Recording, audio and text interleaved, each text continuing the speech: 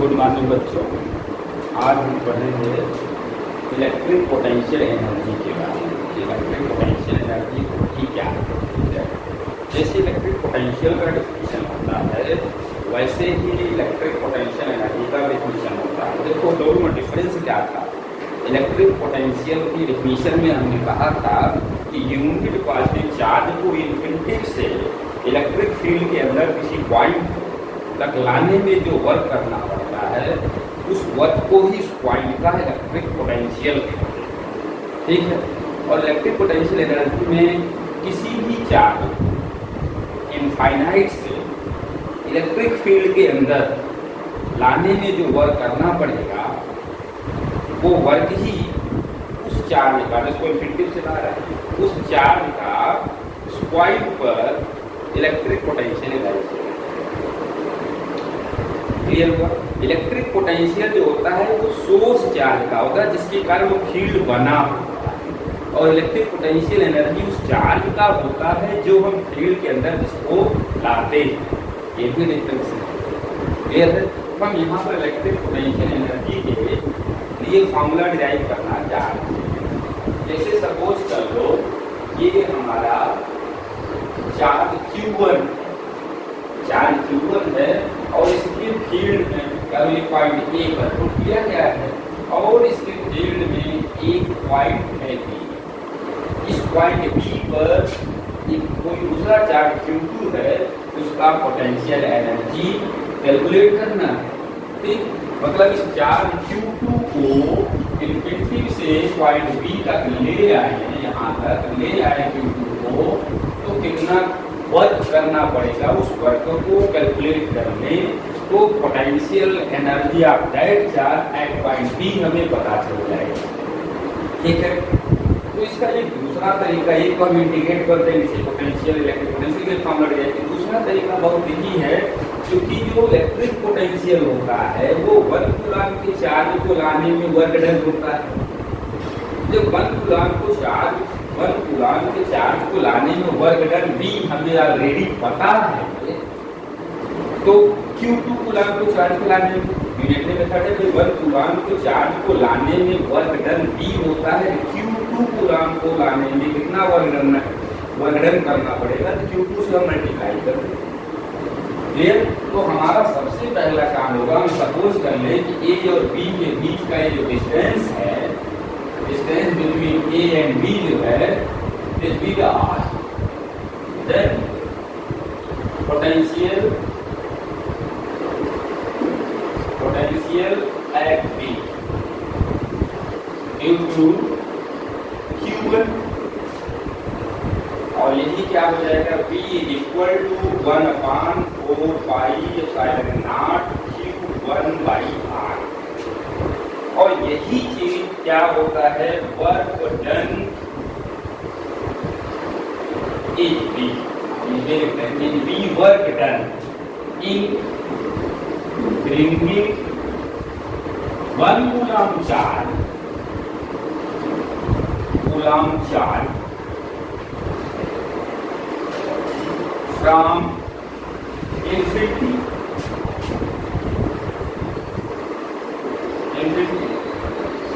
ये सही है। तो Q2 कूलम्ब को लाने में क्या वर्क डन करना पड़ेगा,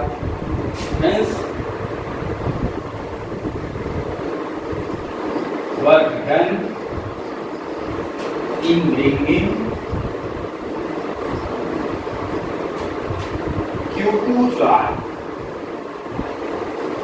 फ्रॉम इन्फिनिटी। भाई जब 1 कूलम्ब को चार्ज को लाने में वर्क डन हमें पता है और वो भी है Q2 कूलम्ब को इन्फिनिटी से लाने में कितना वर्क करना पड़ेगा, तो केवल हमें क्या करना है, Q2 से मल्टीप्लाई कर देना है।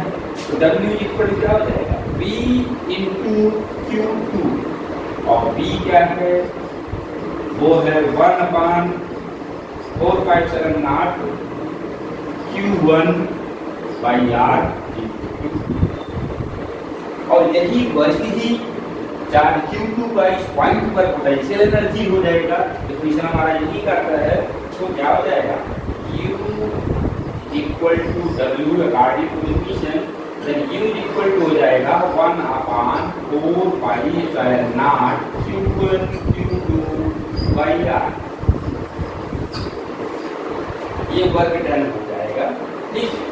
और वर्क डन जब पॉजिटिव होता है तो इसका मतलब एक्सटर्नल सोर्स को वर्क करना पड़ रहा है चार्ज को ले आने में। और क्लियर सी बात है कि यहाँ पर अगर दोनों चार्ज पॉजिटिव होंगे तो एक दूसरे को रिपल करेंगे तो नियर ले जाएंगे, हमें वर्क करना पड़ेगा और वो चीज हम लोग लेते हैं पॉजिटिव, ठीक है। अगर इसमें कोई चार्ज नेगेटिव हो जाए तो वर्क हमें नहीं करना पड़ेगा, क्योंकि ये इसको अपने आप ही क्या करेगा, अट्रैक्ट करेगा। उस समय क्यू जो होगा नेगेटिव में आ जाएगा, मतलब वर्क डन हमें नहीं करना पड़ा, वर्क सोर्स ने नहीं करना, ठीक है। ये हो गया हमारा क्या, electrostatic potential energy between two charge.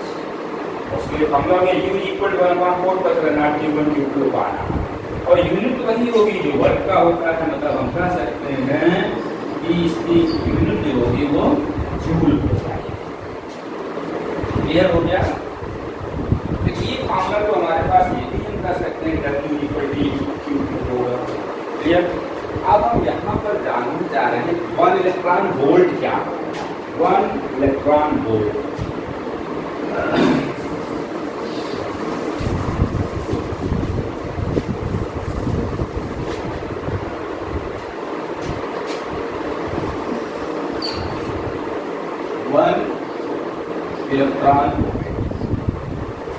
1 electron volt जो है it is the unit of the energy.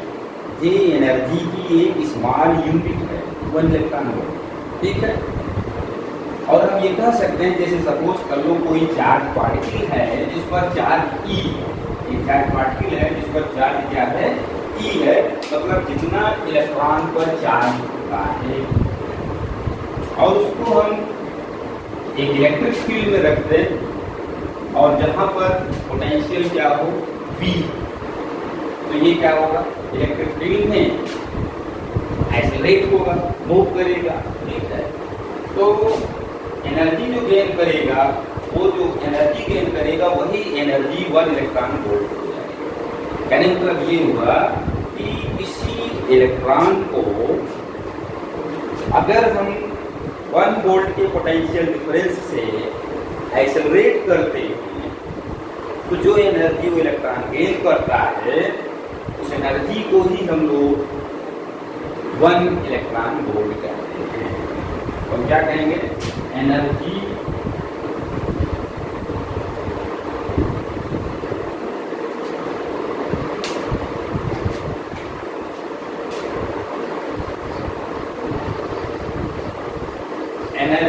gain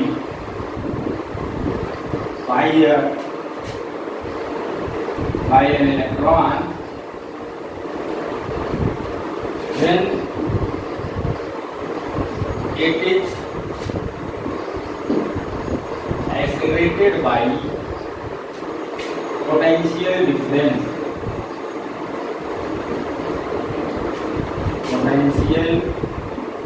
difference of 1 volt. Energy gained by an electron when it is accelerated by potential difference of 1 volt is known as electric potential energy. Sorry, known as electron 1 electron volt.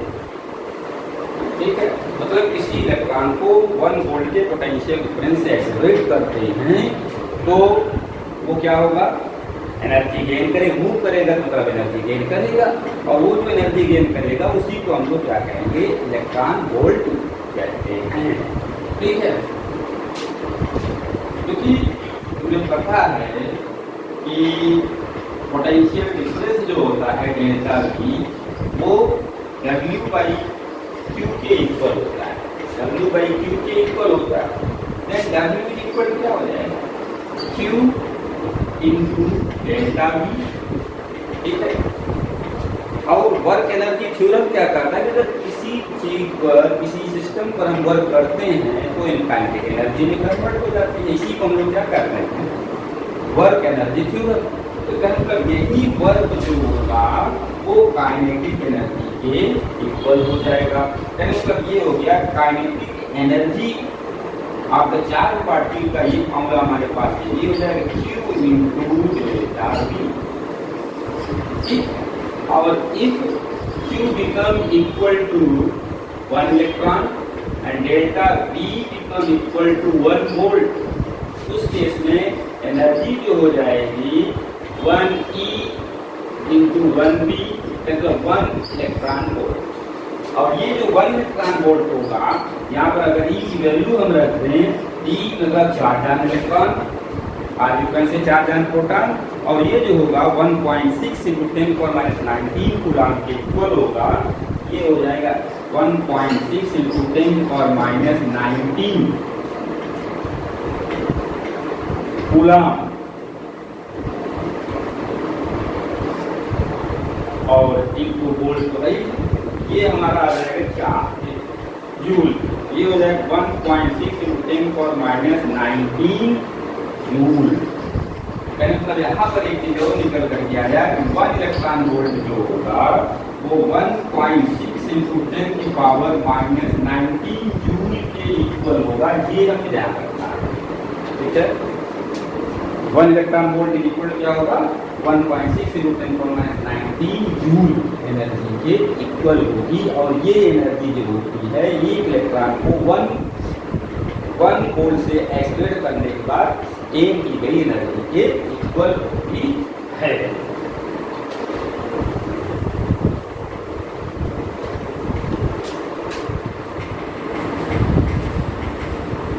तो हम देखेंगे physical significance of the electric potential. Electric potential का actually meaning क्या है, इसके बारे में जानेंगे। इलेक्ट्रिक पोटेंशियल होता है, ये डिफाइन करता है चार्ज के लेवल, चार्ज के लेवल को डिफाइन करता है। जैसे सपोज कर लो हमारे पास एक कंडक्टर ये है और ये कंडक्टर ये है, ठीक है। तो और जब इसको हम एक वायर से कनेक्ट करेंगे तो चार्ज इधर से किधर फ्लो होगा, ये चीज बताता है इलेक्ट्रिक पोटेंशियल। हमेशा पॉजिटिव चार्ज जो होता है वो हाई पोटेंशियल से लो पोटेंशियल की तरफ मूव करता है, ठीक है। जैसे अगर हम सपोज कर ले इसका पोटेंशियल 10 वोल्ट है और इसका पोटेंशियल 5 वोल्ट है, हो सकता है इसमें चार्ज का अमाउंट ज़्यादा हो सकता है एग्जाम्पल ले लें इसमें चार्ज 10 कूलम है और इसमें चार्ज 5 कूलम है। लेकिन जब कंडक्टर को हम एक वायर से कनेक्ट करेंगे तो चार्ज हमेशा जो है लो हाई पोटेंशियल से लो पोटेंशियल की तरफ ही मूव करता है, ठीक है। मतलब चार्ज इधर मूव करेगा और तब तक मूव करेगा जब तक कि दोनों कंडक्टर पर पोटेंशियल सेम नहीं हो जाता है। कि ठीक वैसे ही होता है जैसे 2 कंटेनर हो और उसमें वाटर फिल किया गया, हो सकता है ये कंटेनर में वाटर कम हो पर उसमें वाटर का लेवल ज़्यादा, दूसरा कंटेनर हो सकता बड़ा हो उसमें वाटर का लेवल कम हो। अब इनको बदले तार से जोड़ देंगे तो वाटर हमेशा क्या होगा, उस कंटेनर से दूसरे कंटेनर में जाएगा जहाँ पर हाइट ज़्यादा है, लेवल ज़्यादा है, और तब तक ऐसा फ्लो होगा जब तक दोनों में वाटर का फ्लो सेम नहीं हो जाता है। ठीक वैसे ही हमारा इलेक्ट्रिक पोटेंशियल होता है। इलेक्ट्रिक पोटेंशियल ये बताता है कि चार्ज हमेशा हाई पोटेंशियल वाले कंडक्टर से लो पोटेंशियल वाले कंडक्टर की तरफ मूव करता है, ठीक है। Flow of charge does not depend upon the amount of charge on the conductor. Conductor पर कितना चार्ज है इस पर ये डिपेंड नहीं करता है, इस पर डिपेंड करेगा, पोटेंशियल पर डिपेंड करेगा। ये हमें नहीं जानना है, ओके। ये इसका फिजिकल सिग्निफिकेंस हो गया। अब हम जानना चाह रहे हैं कि electric potential energy of the system क्या होगा।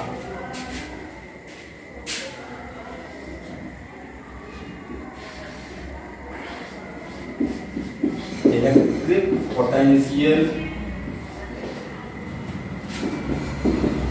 Energy of a system formed by the charge, formed by the charge। ठीक है, तो electric potential of system form by the charge जो होता है, it be the work done, it be the work done in bringing the all charges two or more than charge, को हम infinite से लाकर के एक दूसरे के नियर रखें और एक सिस्टम असेंबल करने में जितना वर्क हमें करना पड़ता है वो वर्क ही उस सिस्टम का क्या कहलाता है, electric potential energy of that system.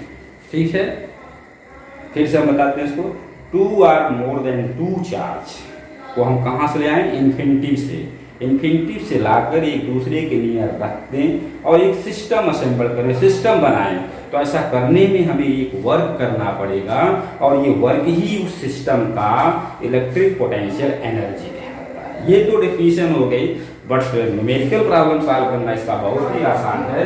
जैसे सपोज कर लो कि यहाँ पर एक चार्ज Q1 है जो A पर है, दूसरा चार्ज Q2 है जो B पर है, ऐसे बहुत सारे चार्ज ले सकते। चलो एक हम और ले लेते हैं, C पर है, Q3 है, और उनको एक दूसरे के नियर ला करके रखा गया है।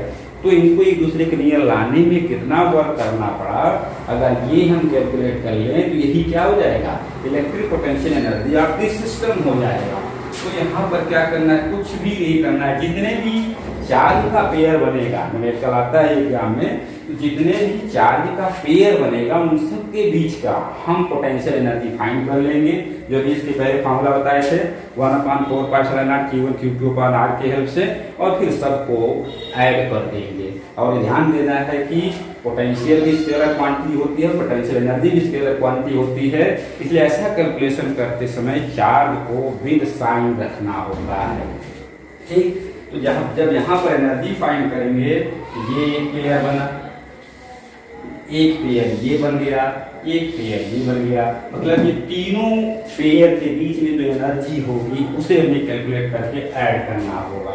तो हम ये कह सकते हैं कि यहाँ पर जो सिस्टम की एनर्जी होगी U, वो क्या हो जाएगी 1/4π0 Q1 Q2/AB, जो इनके बीच का डिस्टेंस होगा, प्लस 1/4π0 Q2 Q3/BC,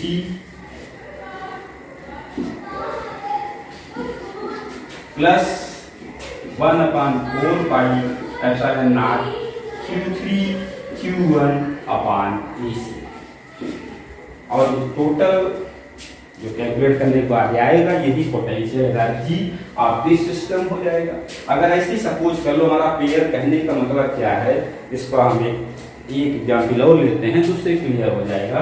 जैसे सपोज कर लो कि हमारे पास जो चार्ज का सिस्टम हो इस तरीके से ऐसे A B C D, A पर चार्ज कह लो Q1 है, Q2 है B पर, C पर Q3 है और D पर Q4 है।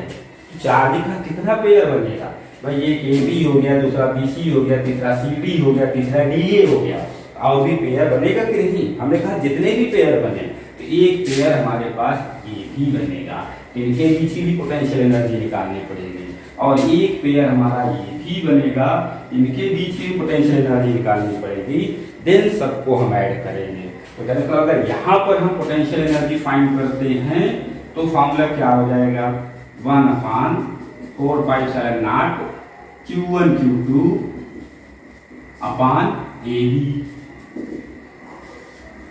Plus 1/4π0 Q2 Q3/BC, plus 1/4π0 Q3 Q4/CD, plus 1/4π0 Q4 Q1/BA। ये इतना तो पेयर हो गया इसे। फिर उसके बाद डायगोनली जो है, डायगोनली ऐसे ऐसे 1/4π0 Q1 Q3 अपॉन AC, ये डायगोनल निकाल कर करेंगे, plus 1 upon 4 pi epsilon not Q2 Q4 upon dt। तब इस सिस्टम की टोटल एनर्जी कैलकुलेट होगी। तो ये हमें क्लियर करना है, जब भी टोटल एनर्जी कैलकुलेट करेंगे आपका सिस्टम तो फॉर्मूला हम लोग ये यूज करेंगे। ओके गाइज, आगे की क्लास में नेक्स्ट हम बताएंगे। ठीक है, अगर ये वीडियो अच्छा लगा हो, समझ में आया हो तो लाइक करें और शेयर करें। ठीक है, जिससे और भी लोग हमारी क्लास से जुड़ सकें।